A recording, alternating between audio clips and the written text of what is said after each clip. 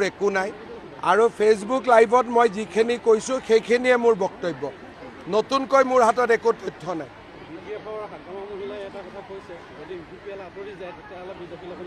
সব আমাৰ লগতে আছে লাহে লাহে সব সমাধান হৈ গৈ থাকিব UPPL আৰু BPF দুইটাটো একেলগে এনেও থাকিব নোৱাৰে গতিকে সময়ত আমি যি সিদ্ধান্ত ল'ব লাগে আমি ল'ম UPPL আৰু BPF আৰু BJP তিনিটাটো চৰকাৰত থাকিব নোৱাৰে চৰকাৰতো দুজনেই থাকিব লাগিব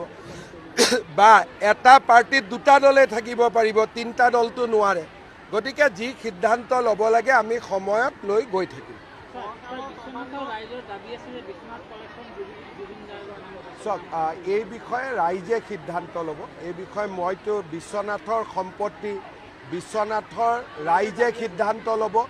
আমাৰতো ইয়াত একো কথা নাই ৰাইজে যি ভাল দেখে সেই মই যোৱাকালি ফেচবুক লাইভত 1 ঘণ্টা মই কৈছোঁ আৰু যদি কিবা ক'ব লাগে মই ফেচবুকৰ জৰিয়তে ক'ম কাৰণ সাংবাদিকসকলৰ আগত কথা ক'লে সিলেক্টেড পৰ্চন এটা কাটি তুলি দিয়ে ফলত দেশত বেয়া পৰিৱেশো সৃষ্টি হ'ব পাৰে সেইকাৰণে এই ঘটনাটোৰ সম্পৰ্কত মই যি ক'ব লাগে ফেচবুকৰ জৰিয়তে ক'ম যাতে গোটেই অসমৰ মানুহে কথাখিনি একেলগে শুনিব পাৰে মই একোৱে নকওঁ এই বিষয়ত আপোনালোকক ক'ব লাগিলে আপোনালোকে সোধা প্ৰশ্নখিনি মই বুজি ল'ম উত্তৰখিনি কিন্তু মই ফেচবুকৰ জৰিয়তে দিম যাতে সকলোৱে একে কথা শুনিব পাৰে একে কথা বুজিব পাৰে নহ'লে এটা টিভি এটা কাটিব এটা টিভি এটা কাটিব আৰু পৰিৱেশটো বেয়া হোৱাৰ সম্ভাৱনা থাকে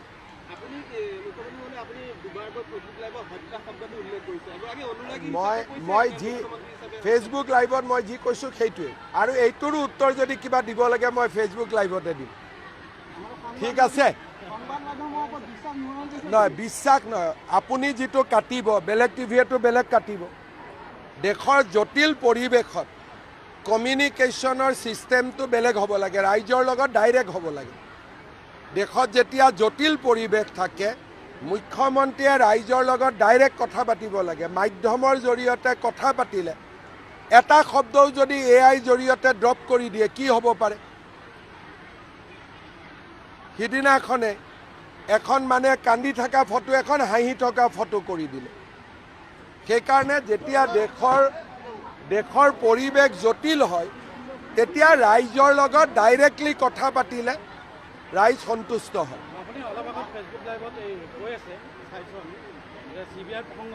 আপোনালোকে ফেচবুক লাইভতে উত্তৰ পাব প্ৰশ্নখিনি মোক সুধি থ'ব পাৰে আপোনালোকে ইয়াৰো উত্তৰ ফেচবুক লাইভতে পাব হ'ব ধন্যবাদ